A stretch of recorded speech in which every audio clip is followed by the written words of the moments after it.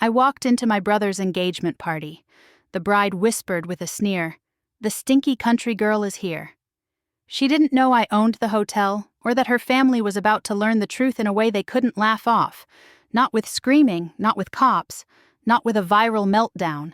With a microphone, a calm voice, and a single sentence that would freeze the whole room. I stood near the ballroom doors when the hotel's general manager Marcos touched my elbow and offered me a wireless mic. "Ms. Harlan," he murmured, "they're ready for the toast whenever you are." Across the room, my brother Jason had his arm around Savannah Price, his new fiancée. Savannah's parents, Blaine and Deirdre, sat at a high-top table like they were judging a pageant. They'd already corrected a server's pronunciation and complained the ice tasted like tap. Savannah's eyes slid to me. A smirk. A quick, satisfied glance like my presence was entertainment. I could have taken the mic right then. I could have ended the night in 10 seconds. But I didn't, because I needed to be sure of something first. I needed to see what kind of people the Prices were when they thought I had nothing they wanted. So I whispered, "Not yet," and Marcos stepped back. That moment, my hand hovering inches from the mic, was the hinge of the whole night. Now let me take you to the beginning. My name is Lila Harlan. I'm 40. I grew up outside a small town in southern Missouri where everybody knew your business and decided your value by your last name and your truck. Jason was my older brother by 2 years and the family favorite without even trying. He was loud, funny, good at sports, good at people. I was the quiet kid who worked weekends, saved my tips, and tried not to be a burden. By 19, I was done feeling invisible. I took a job at a rundown motel off the highway front desk cleaning rooms when someone called out whatever paid. It wasn't glamorous, but it was honest. And it taught me something that stuck. People don't just pay for a bed. They pay for how you treat them when they're tired and vulnerable. In my 20s, I moved to Kansas City with 2 suitcases and a stubborn streak. I took night classes, got into property management, and learned hospitality the hard way. Budgets, staffing repairs, customer complaints, and the quiet math of keeping a business alive. I didn't become rich overnight. I became steady, safe. The kind of steady where emergencies don't wreck you. I didn't talk about it much back home. In small towns, success can make people itchy. They either want a piece of you or they want to prove you don't deserve what you earned. So I stayed simple. Older SUV, practical clothes, no social media bragging, just work. Jason never asked questions. When he called, he talked about his sales job, his newest purchase, his plans. He'd ask, "You doing okay?" And I'd say, "Yeah," because it was easier than explaining a life he didn't really look at. Then last year he met Savannah at a charity event through work. He was smitten fast. She was pretty polished and always aware of who was watching. The kind of woman who could make a compliment sound like a warning. When he told me he was proposing, he sounded genuinely happy. "She pushes me," he said. "She makes me want more. I wanted that for him. I did." But when he mentioned her parents, his voice got careful. "They're big on first impressions," he said. "Kind of old school, high standards. But they're good people." That phrase, "good people," stayed in my head.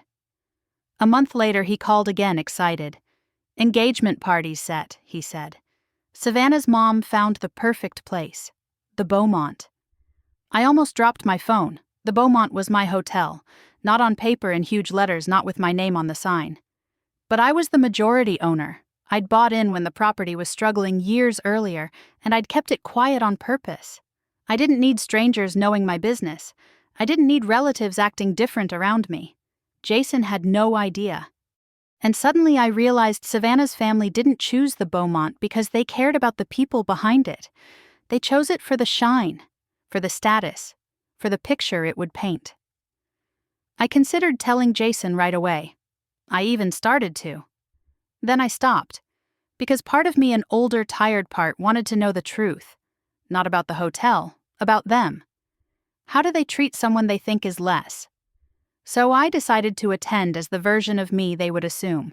No designer dress, no statement jewelry, just a simple blouse, black pants, and my grandma's little gold cross. I checked in under my middle name, asked Marcos for discretion, and told him I wanted to move through the party quietly. He nodded once. Of course. The day of the engagement party, I drove into the valet lane in my older SUV. The attendant's smile tightened for half a second when he saw the dents. He recovered quickly, but I noticed. I always notice. Inside the lobby, everything smelled like flowers and floor polish. Guests in expensive clothes drifted toward the ballroom, laughing into champagne flutes like life had never surprised them. Then Jason spotted me. His face lit up. "Lila.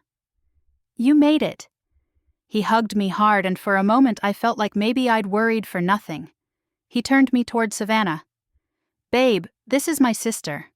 Savannah looked me up and down, shoes to hair, and smiled with her mouth, but not her eyes. "Oh," she said. "Hi, Jason's told me..." A little, like I was background. Behind her, Deirdre Price glanced at my flats and then away as if I'd offended her by existing.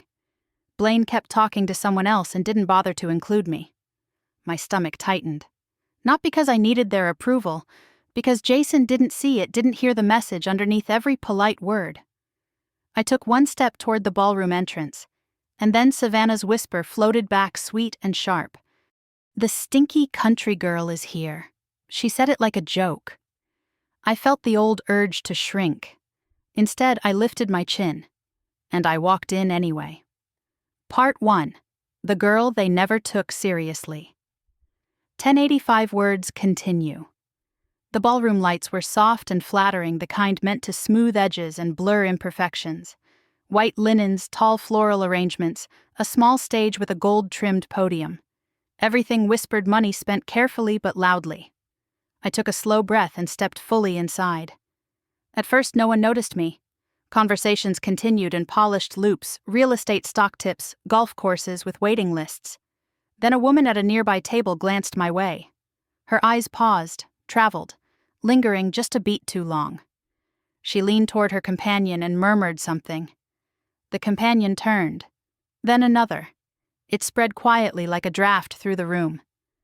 I wasn't doing anything wrong. I wasn't loud. I wasn't sloppy. I just didn't match the picture they'd already decided this room was supposed to hold. I moved toward the refreshment table. A server offered me champagne, then hesitated when Savannah's mother caught his eye. He switched to water without asking me. I took it anyway and smiled at him. His shoulders relaxed a fraction, like he'd been bracing for impact. That told me more than words ever could. I found a spot near the edge of the room and watched. Savannah was holding court near the center, one hand on Jason's arm, laughing a little too hard. Deirdre Price stood beside her, surveying the room like a general inspecting troops. Blaine hovered close, nodding at the right moments, already calculating who mattered and who didn't. Jason looked happy, oblivious. He'd always had that gift assuming the best until it slapped him in the face.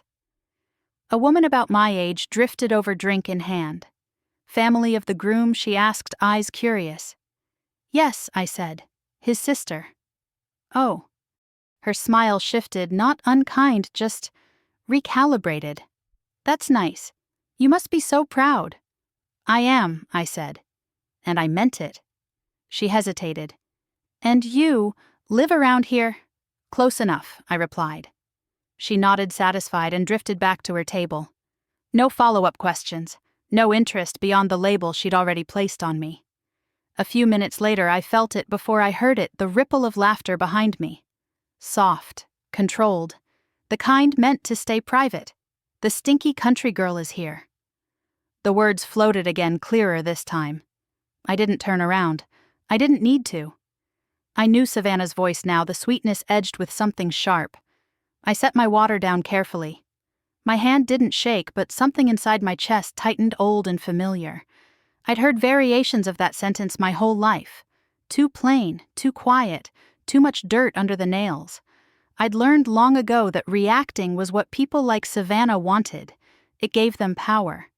So instead, I watched. Savannah leaned close to her friends, covering her mouth like she was sharing a secret. One of them snorted into her drink. Another glanced my way and then quickly looked down, embarrassed or afraid, I couldn't tell which.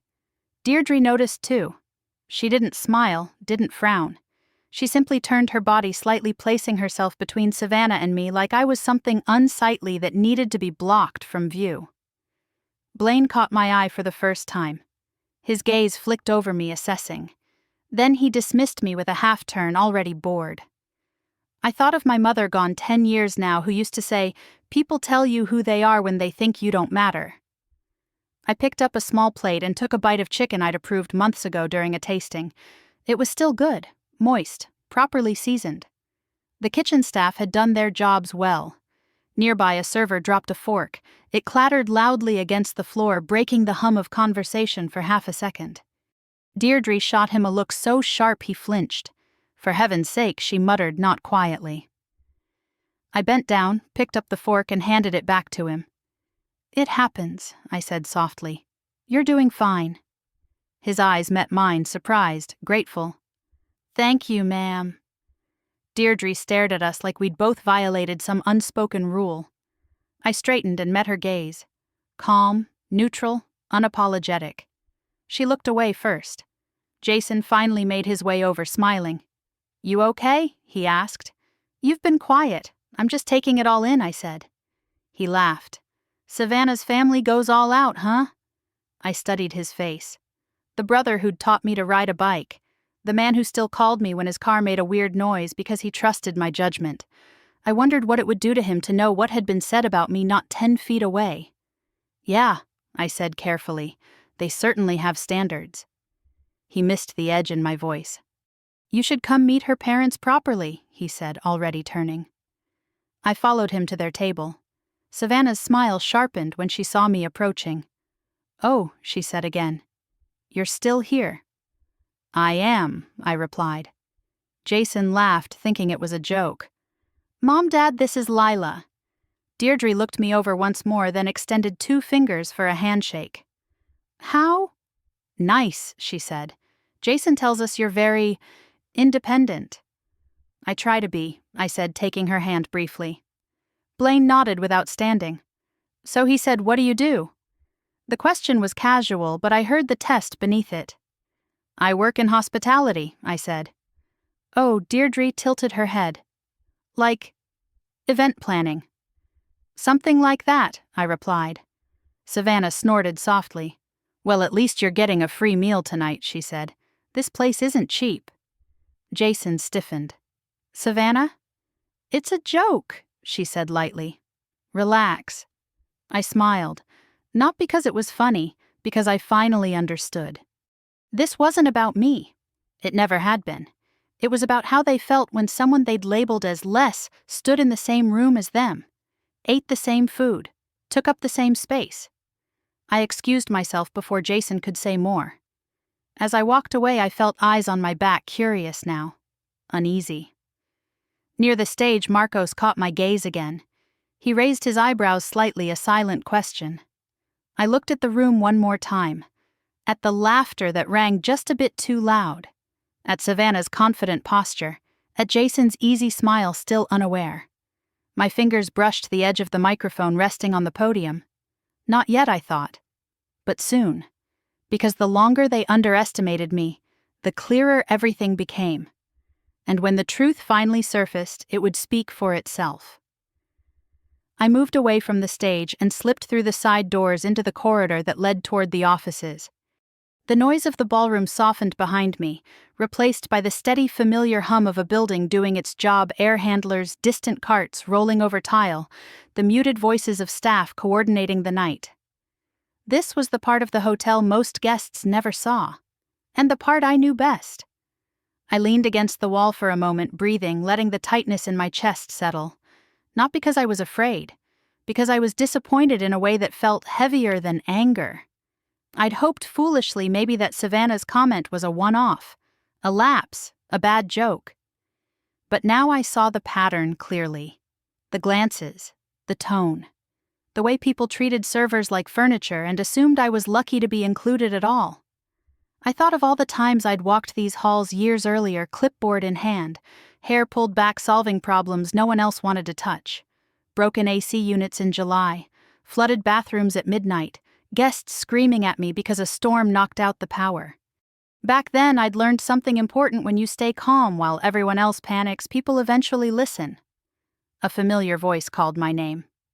"Ms. Harlan," I turned. It was Denise, head of housekeeping, late 50s, sharp eyes, no patience for nonsense. She'd started here before I bought my stake and stayed because she believed in the changes we made. "You all right?" she asked quietly. "I'm fine," I said. "Everything running smoothly?" she snorted. "Kitchen's on point. Servers are a little rattled." "Why?" She hesitated, then leaned in. Bride's mother snapped at one of the girls for walking too slow, and someone told me the bride herself made a comment about smells. There it was again. I closed my eyes briefly. "Thank you for telling me." Denise crossed her arms. "You want me to handle it?" "No," I said gently. "Not yet." She studied my face. She'd seen me make hard calls before. Finally, she nodded. "You just say the word." "I will." When she walked away, I straightened and continued down the corridor past offices and storage rooms, toward the small window that overlooked the loading dock. I stood there watching staff move in and out with trays and supplies, doing the real work that kept the night afloat. None of them knew what Savannah had said, but they'd feel it anyway. That's how disrespect works. It trickles down. It poisons the air. I thought back to the first time I ever invested in a hotel. It wasn't this one. It was a rundown roadside place outside Wichita, barely breaking even. Everyone told me it was a mistake. Too risky, too much work. But I'd seen something others missed. Good bones. A loyal staff beaten down by bad management. Travelers who just wanted to be treated like human beings. I put my savings into it. Not flashy renovations, just clean rooms, fair wages, and rules about how staff could be treated. Profits came slowly, then steadily. That was how I'd built everything. Not by humiliating people, by paying attention. A knock echoed softly. Marcos stepped into view. "Sorry to interrupt," he said. "Just wanted to check in." "I appreciate that," I said. He hesitated. "There's some tension in the room." "I know." His jaw tightened. "If you want me to step in?" "Not yet," I repeated. "But thank you." He nodded. "Whenever you're ready." I returned to the ballroom through a different entrance, blending back into the crowd. The party had shifted into its next phase, music a little louder, laughter a little looser. Savannah was glowing now, buoyed by attention. Her parents looked pleased, reassured that the room still revolved around them. I caught snippets of conversation as I passed. "Her family's from money, you can tell. They really upgraded from that last venue. Jason's lucky marrying into this." Lucky, no one mentioned me. I was invisible again. I stopped near a table where two older women sat whispering. One glanced at me and said, "Do you know the bride?" "Through my brother," I replied. "Oh," she said. "Well, she certainly has opinions." That almost made me smile. Jason approached me again, brow furrowed. "Did something happen?" he asked. "Savannah seems off." I looked at him for a long moment. "Jason," I said carefully, "how well do you really know her parents?" He blinked. "What do you mean?" I said, choosing my words how they treat people when there's nothing to gain. He laughed awkwardly. "They're just particular."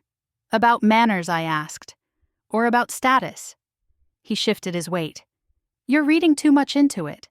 Maybe. Or maybe he'd never had to read into it at all. Before I could respond, Savannah appeared at his side. "There you are," she said, slipping her arm through his. Her eyes flicked to me.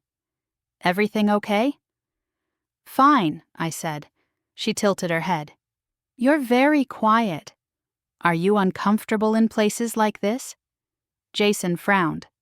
"Savannah." "I'm just asking," she said sweetly. "It can be overwhelming if you're not used to it."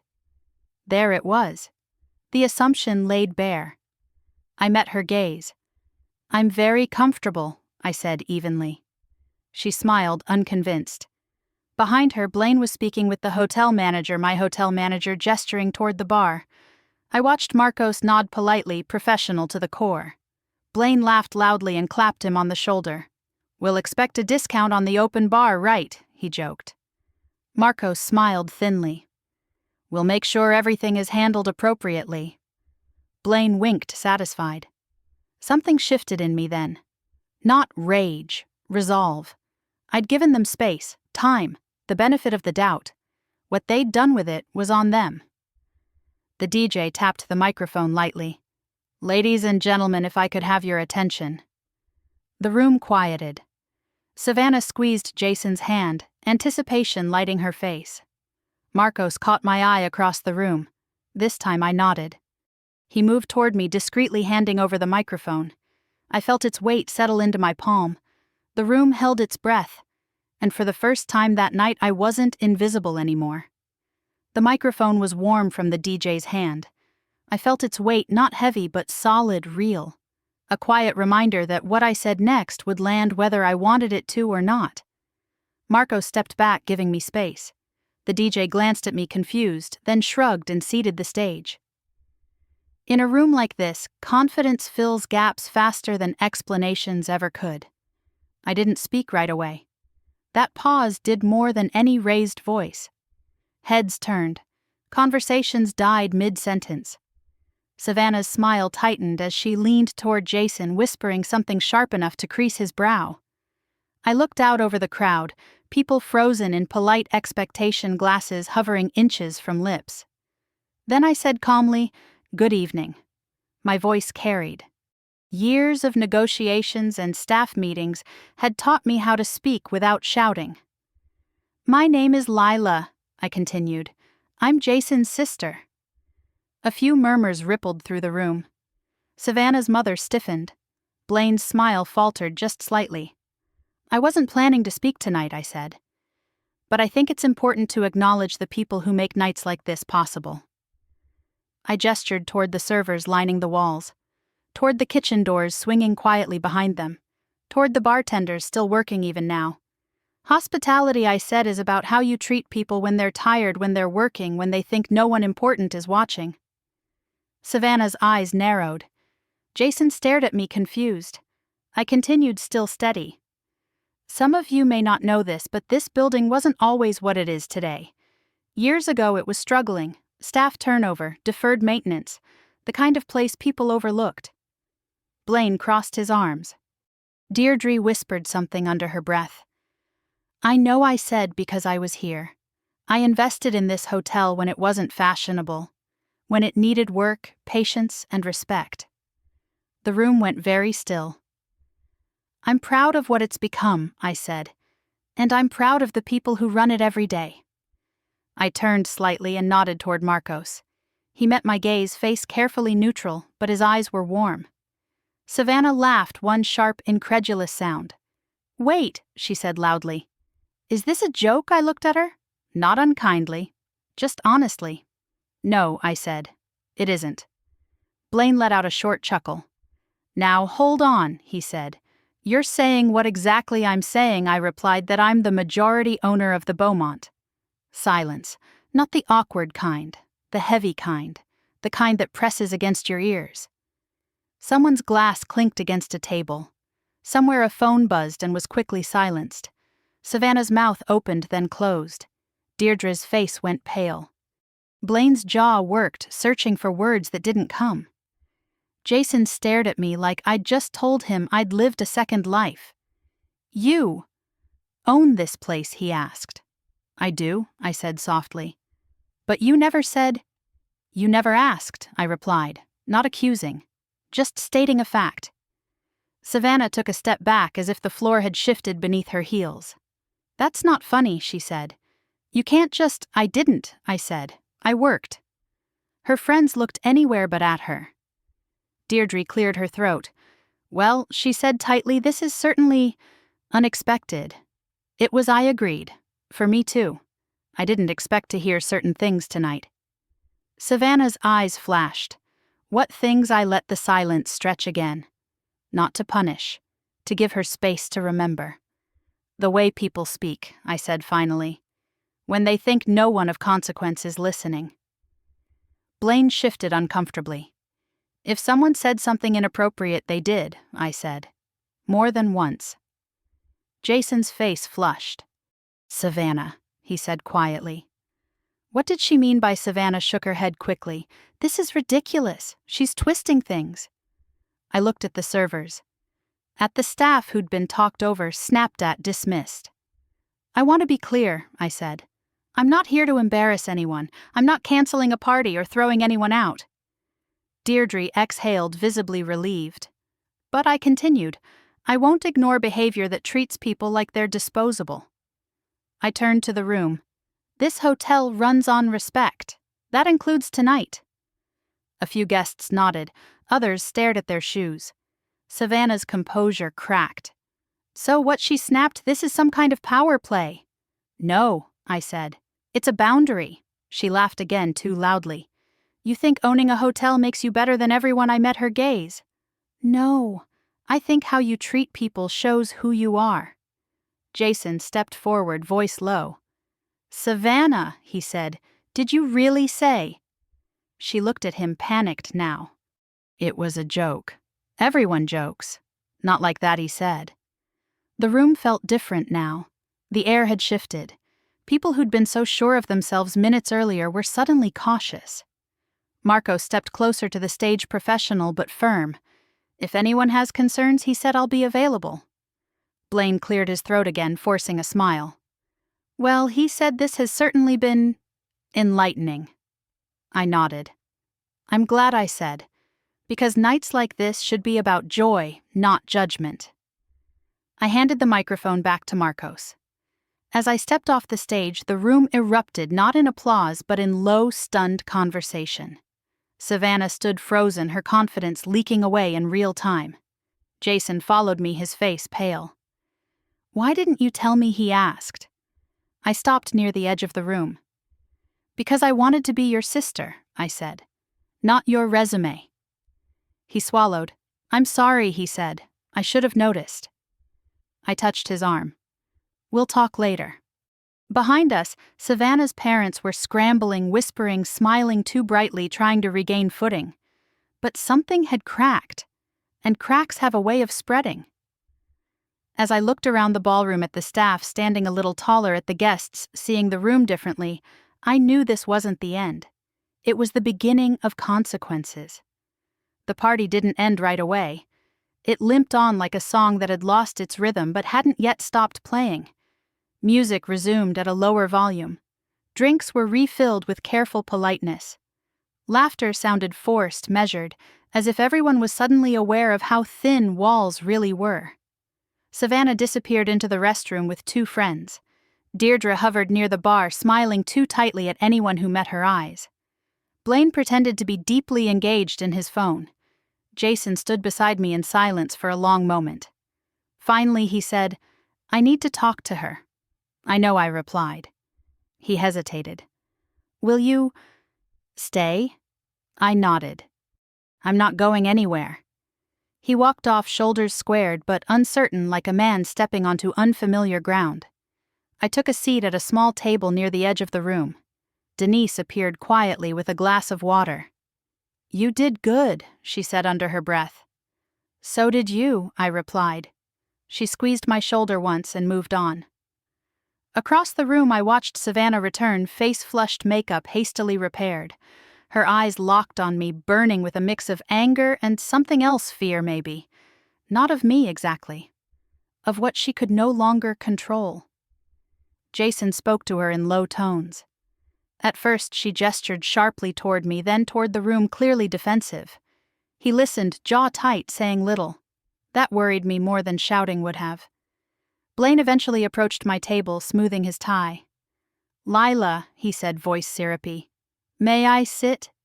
"You already are," I said calmly. He cleared his throat. We had no idea, truly. "Had we known that I owned the hotel?" I asked. "That you were so successful," he corrected quickly. I held his gaze. "Would it have changed how you spoke to the staff?" He blinked. "Of course not. Would it have changed how you spoke about me?" I asked. He looked away. That was answer enough. Deirdre joined us, clutching her purse like a shield. "We value family," she said. "And appearances." "I can tell," I replied. She stiffened. "Savannah didn't mean anything by what she said. I'm sure that's what she tells herself," I said. "But intent doesn't erase impact." Blaine leaned forward. "Let's be practical," he said. "This is an engagement party. Emotions are high. No need to let one misunderstanding." It wasn't one, I said gently. And it wasn't a misunderstanding. They fell silent. Jason approached, then eyes searching mine. "Can we talk?" he asked. We stepped into a quieter corner near the windows. The city lights shimmered outside, indifferent to our family drama. "I didn't know," he said again. "About any of it. About how they were treating you." "I know," I said. "That's part of the problem." He winced. "You think I let this happen?" "I think," I said slowly, "that you got used to being welcomed everywhere, and you stopped noticing who wasn't." He nodded, swallowing hard. "She said it was a joke." "Do you believe that?" I asked. He looked over at Savannah, who was laughing loudly at something her friend said, eyes darting nervously around the room. "I don't know what I believe," he admitted. I touched his arm. "You don't have to decide tonight." Savannah stormed over before he could respond. "So that's it," she demanded. "You're taking her side?" Jason straightened. "I'm taking the side of respect," she scoffed. "She humiliated me. I spoke the truth," I said. "There's a difference." "You set me up," Savannah snapped. "You let us think I let you think whatever you wanted," I replied. "You did the rest." Her eyes filled with angry tears. This was supposed to be perfect. Jason exhaled slowly. Perfect for who?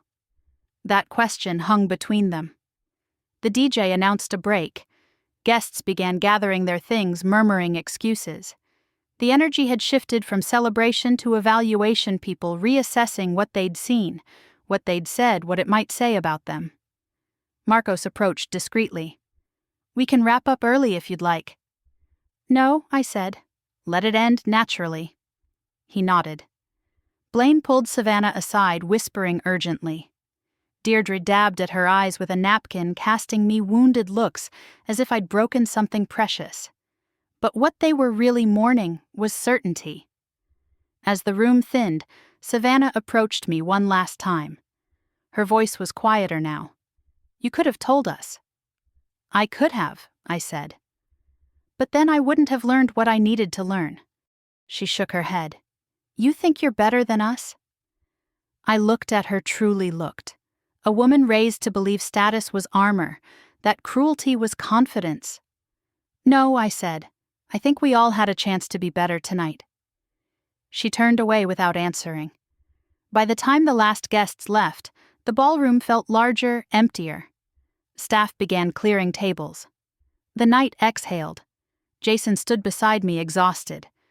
"I don't know what happens now," he said. "Neither do I replied. "But it should start with honesty." He nodded. As I watched the lights dim and the room return to neutral, I felt no triumph, just a quiet certainty. Truth had come out. Not with fireworks, but with clarity. And now everyone had to decide what to do with it. The next morning came too quickly. I woke in one of the guest rooms overlooking the city, the kind I reserved for out-of-town investors who needed quiet. Pale sunlight slipped through the curtains, landing on the armchair by the window. For a moment, everything felt suspended. No music, no whispers, no eyes measuring worth. Just stillness. Then my phone buzzed. A text from Jason. "Can we talk breakfast?" I stared at the screen, then typed back lobby cafe. An hour. When I arrived, he was already there, hands wrapped around a mug he hadn't touched. He looked older than he had the night before. Not aged wiser, maybe. Or shaken. "Hey," he said. "Hey." We sat in silence until the waitress came. Jason ordered out of habit. I ordered coffee. "I didn't sleep," he said finally. Neither did I. He rubbed his forehead. "I keep replaying things. Stuff I ignored. Stuff I laughed off." I nodded. "That's usually how it goes." He looked up. "Why didn't you ever tell me how big your life had gotten?" I took a sip. "Because every time I tried to talk about work, you'd change the subject, or joke, or tell me I should relax more." He winced. "I didn't mean I know," I said, "but intention doesn't cancel pattern." He exhaled slowly. Savannah and I fought all night. I waited. She says you embarrassed her on purpose, that you set a trap. And what do you think I asked? He hesitated, then said quietly, I think... If she hadn't said what she said, there wouldn't have been anything to reveal. I felt something loosen in my chest. She kept calling it a joke, he continued, but when I asked her why it was funny, she couldn't answer. The waitress set our plates down and retreated quickly, sensing the weight at the table. Jason pushed his food away. Her parents called me this morning. They want to smooth things over. I smiled faintly. Of course they do. They invited us to brunch, said they want to apologize. I met his eyes. Do you want to go? He shook his head. Not until they apologize to you. And to the staff. I studied him. The boy who used to let me take the blame when he broke a window. The man who had finally learned to stand still long enough to see. That matters, I said. He swallowed. I don't know if I can marry someone who thinks kindness depends on leverage. That was the sentence I'd been waiting for, not from him to me, but from him to himself. Later that afternoon, Savannah asked to meet. She chose a cafe across town. Neutral ground, no chandeliers, no staff to intimidate. She arrived 10 minutes late, sunglasses on, posture rigid. When she sat, she didn't order. I didn't grow up like you, she said abruptly. I raised an eyebrow. You don't know how I grew up. She flinched. Fine. I didn't grow up worried about money or appearances. My parents taught me that perception is survival. I folded my hands. And who taught you empathy? She stared at the table. I said something cruel, she admitted, but I didn't think you'd hear it. That's the problem, I said. You thought it was safe to say because you thought I didn't matter. Her jaw tightened. I panicked. Everyone was watching. And then you didn't raise my voice, I said. Didn't threaten anyone. Didn't humiliate you the way you humiliated others. She looked up, eyes shiny. You could have destroyed us. You didn't. No, I said, because power doesn't have to bruise to be real. She sat back exhausted. My parents want me to fix this. I nodded. And what do you want? She hesitated. I want Jason to look at me the way he did before. That look came from trust, I said gently. Trust is rebuilt, not demanded. She was quiet for a long time. I don't know if I'm ready to be the person you expect me to be, she said finally. I'm not asking you to be someone else, I replied. I'm asking you to decide who you are when no one's clapping. When we stood to leave, she surprised me by saying, I'm sorry. It wasn't perfect. It wasn't polished. But it was real. That evening I walked through the hotel again. Staff nodded. Some smiled. The atmosphere felt lighter, not victorious, but honest. Denise caught up with me near the elevators. Word's getting around, she said. About last night. I sighed. I didn't want a spectacle. She smiled. You didn't make one. You made a point. Jason called later. I postponed the engagement, he said. Postponed isn't ended, I noted. No, he agreed. But it's honest. I lay in bed that night thinking about consequences. Not punishments, not revenge. Consequences are what happen when truth finally gets air, and sometimes that's enough. The weeks that followed were quieter than I expected. No dramatic fallout, no public statements, no social media battles. Just space-wide, uncomfortable space where people had to sit with what they'd learned about themselves. Jason and Savannah didn't announce anything. Not together, not apart. When people asked, Jason simply said, We're taking time. For him, that was honesty. For Savannah, it was humbling. I returned to my routine, meetings, property walkthroughs, budget reviews. Life moved forward the way it always does, steadily if you let it. One afternoon I found myself back at the Beaumont, standing in the lobby with a cup of coffee watching guests come and go. A couple in their 60s argued gently over directions. A young family wrangled a stroller.